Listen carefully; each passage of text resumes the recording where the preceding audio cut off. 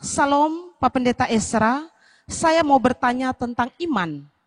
Banyak kali saat Tuhan Yesus menyembuhkan orang sakit, Tuhan Yesus berkata pada si penderita sakit bahwa imanmu telah menyembuhkanmu. Tuhan Yesus juga berkata dalam Markus 1 ayat 11 ayat 23, aku berkata kepadamu, sesungguhnya barang siapa berkata kepada gunung ini, beranjaklah dan tercampaklah ke dalam laut, asal tidak bimbang hatinya tetapi percaya bahwa apa yang dikatakannya itu akan terjadi, maka hal itu akan terjadi baginya. Pertanyaan saya, apakah jika seorang tidak bimbang hatinya dan berkata dengan iman tentang sesuatu, maka itu pasti terjadi? Bagaimana cara kita membedakan antara sikap beriman dan sikap memaksa Tuhan?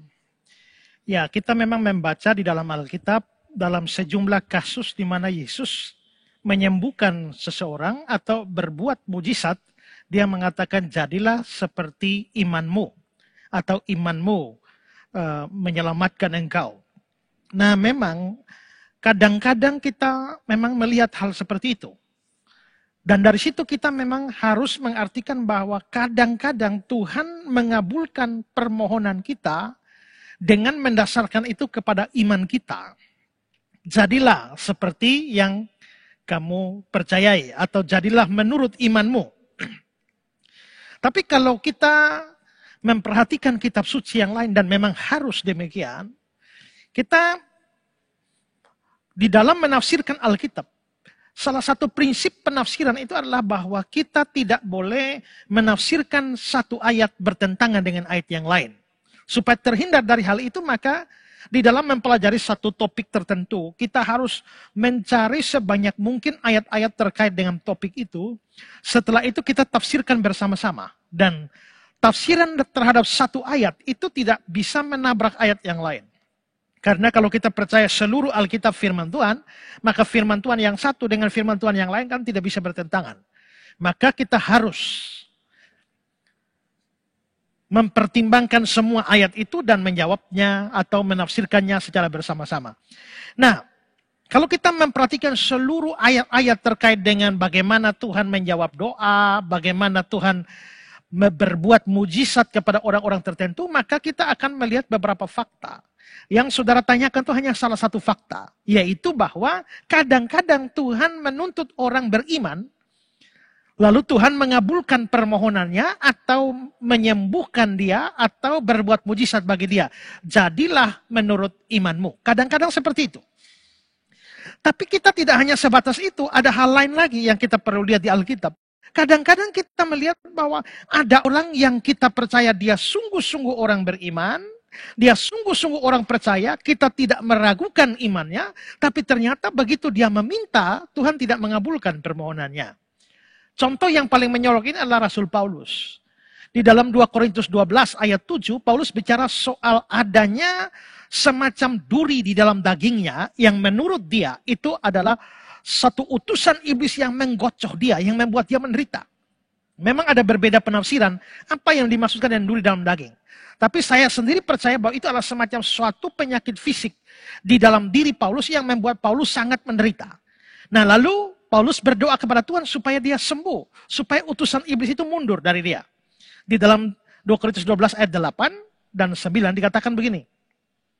Tentang hal itu aku sudah 3 kali berseru kepada Tuhan. Paulus berseru kepada Tuhan 3 kali. Supaya utusan iblis itu mundur daripadaku. Tetapi jawab Tuhan kepadaku, cukuplah kasih karuniaku bagimu. Sebab justru dalam kelemahanlah kuasaku menjadi sempurna. Siapa meragukan iman Paulus? Dia pasti orang yang sangat beriman kepada Tuhan. Tapi begitu dia berdoa bahkan sampai 3 kali dia meminta, Tuhan bilang cukup kasih karuniaku. Dengan kata lain, Tuhan tidak mengabulkan permohonan dia. Dalam contoh atau kasus pertama kita melihat bahwa iman seseorang menentukan Tuhan mengabulkan permohonan dia. Dalam kasus kedua, iman tidak menentukan. Karena biarpun orangnya beriman, tapi Tuhan bisa tidak mengabulkan permohonan atau tidak mau berbuat mujizat bagi dia. Kasus ketiga, kita bisa melihat bahwa ada orang yang kelihatannya atau menunjukkan gejala tidak percaya sama sekali, tidak ada iman. Tapi Tuhan bisa menyembuhkan dia. Ya, ini yang terjadi dengan si lumpuh di kolam Bethesda itu. Yohanes pasal 5, mulai ayat 5. Di situ ada seorang yang sudah 38 tahun lamanya sakit. Ketika Yesus melihat orang itu berbaring di situ, dan karena dia tahu bahwa dia telah lama dalam keadaan itu, berkatalah ia kepadanya, maukah engkau sembuh? Dia tentu ada di sekitar kolam karena mencari kesembuhan. Yesus tanya, maukah engkau sembuh? Lalu ayat 7, jawab orang sakit itu kepadanya, Tuhan, tidak ada orang yang menurunkan aku ke dalam kolam itu apabila airnya mulai goncang. Dan sementara aku menuju ke kolam itu, orang lain sudah turun mendahului aku. Di sini Tuhan tanya, maukah engkau sembuh? Kelihatannya jawabannya adalah jawaban putus asa. Gak ada tanda-tanda bahwa dia percaya atau dia beriman atau menyatakan kemauan supaya disembuhkan oleh Yesus. Tidak. Tapi ayat 8, kata Yesus kepadanya, bangun, angkatlah tilammu dan berjalanlah. Dan pada saat itu sembuhlah orang itu, lalu mengangkat tilamnya dan berjalan. Orang ini tidak menunjukkan adanya gejala kepercayaan, gejala putus asa ada. Tapi Tuhan mau menyembuhkan dia. Tuhan mau berbuat mujizat bagi dia. Ya, perhatikan ini. Ada orang yang karena beriman, Tuhan melakukan sesuatu bagi dia. Ada orang yang beriman sungguh-sungguh, tapi Tuhan tidak melakukan bagi dia. Ada orang yang bahkan tidak beriman, Tuhan melakukan bagi dia. Nah, lalu kita begitu survei ayat-ayat Alkitab, kita lalu bertemu dengan sejumlah ayat di mana dikatakan secara eksplisit bahwa kalau Tuhan mengabulkan permohonan seseorang atau doa seseorang, Tuhan melakukan berdasarkan kehendaknya. Misalnya 1 Yohanes 5 ayat 14. Dan inilah keberanian percaya kita kepadanya, yaitu bahwa dia mengabulkan doa kita jikalau kita meminta sesuatu kepadanya menurut kehendaknya. Jadi dia mengabulkan kalau kita meminta menurut kehendak. Kalau kita beriman 1000 kali, tapi kalau yang kita minta tidak sesuai dengan kehendak Tuhan, ya jangan pikir Tuhan pasti mengabulkan. Kalau permintaan kita tidak sesuai dengan kehendaknya. Matius 6 ayat 10, doa Bapa kami, datanglah kerajaanmu, jadilah kehendakmu di bumi seperti di surga.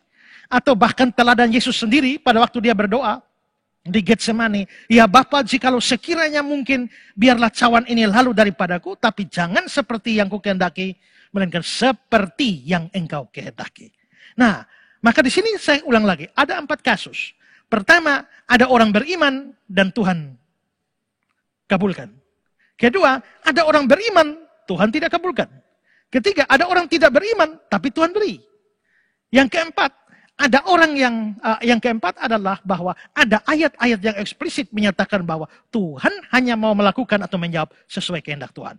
Maka kesimpulan kita sebenarnya adalah bahwa kadang-kadang Tuhan menuntut iman, tapi yang paling mendasar itu bukan iman kita. Yang paling mendasar adalah kehendak Tuhan.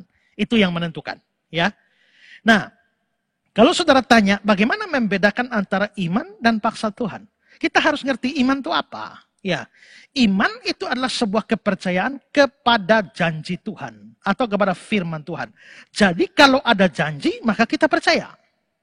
Kalau tidak ada janji, ya kita boleh meminta. Tapi tidak ada jaminan bahwa Tuhan mau kasih. Karena itu, kalau Tuhan tidak janji, lalu kamu minta dan Tuhan tidak kasih, jangan marah. Ya, pernah ada orang yang anaknya meninggal. Begitu anaknya meninggal, dia tidak mau kubur karena dia bukan doa kesembuhan, doa kebangkitan. Jadi akhirnya berapa malam yang biasa malam penghiburan diadakan malam kebangkitan dalam nama Yesus. Dalam nama Yesus, pokoknya berdoa supaya anaknya bangkit. 3 hari anaknya tidak bangkit. Sampai terpaksa harus dikubur. Begitu dikubur, orang tuanya murtad. Tidak lagi mau percaya Tuhan. Karena apa? Tuhan ingkar janji, Tuhan bohong. Pertanyaannya, Tuhan ingkar janji. Kapan Tuhan janji bahwa kalau anaknya mati akan dibangkitkan? Tuhan kan tidak pernah janji. Kalau di Alkitab Lazarus mati bangkit, ya itu karena Tuhan mau. Kalau ada anak janda di Sarfat yang Tuhan mau bangkitkan, itu Tuhan mau. Pada umumnya Tuhan tidak mau. Pada umumnya orang mati ya dikubur. Kalau Tuhan mau berbuat mujizat ya dia buat. Tapi kan bukan janji. Ya. Karena itu iman itu harus didasarkan pada janji. Janji Tuhan mana? Misalnya, carilah dahulu kerajaan Allah dan kebenarannya, semuanya ditambahkan padamu. Kalau begitu saya cari kerajaan Allah, saya tidak perlu khawatir akan hidup saya. Saya percaya Tuhan pasti cukupkan. Kenapa? Ada janji. Roma 8 ayat 28. Allah turut bekerja dalam segala sesuatu untuk mendatangkan kebaikan bagi orang-orang mengasihi Dia. Pada waktu saya mengalami hal yang buruk, saya percaya ujungnya pasti baik. Kenapa? Ada janji. Pencobaan-pencobaan yang kamu alami ialah pencobaan biasa yang tidak melampaui kekuatanmu. Pada waktu kamu dicobai, Allah akan berikan jalan keluar sehingga kamu dapat menanggungnya. Pada waktu saya mengalami persoalan yang berat, saya percaya pasti ada jalan keluar. Kenapa? Ada janji. Tapi sekarang saya mau pergi ke Amfoang. Lalu langit sudah menghitam dan mau hujan besar. Lalu saya bilang, maju saja, beriman saja bahwa tidak ada hujan. Pertanyaannya, kapan Tuhan janji bahwa tidak akan ada hujan di tengah perjalananmu? Kan tidak ada janji. Lalu terus kamu bilang, kita beriman saja. Iman itu dasarnya apa? Nggak ada janji. Kalau begitu, itu namanya nekat. Ya, bukan iman. Kalau saudara mau bilang, Tuhan saya mau berangkat ke Amfoang. Hujan, diam, tenanglah. Ya terserah. Kalau kamu minta. Ya, kalau kamu minta, Tuhan bisa kasih, Tuhan bisa tidak. Ya, kalau saudara mau berdoa supaya COVID-19 diam, tenanglah. Ya, silakan berdoa, Tuhan tidak ada janji.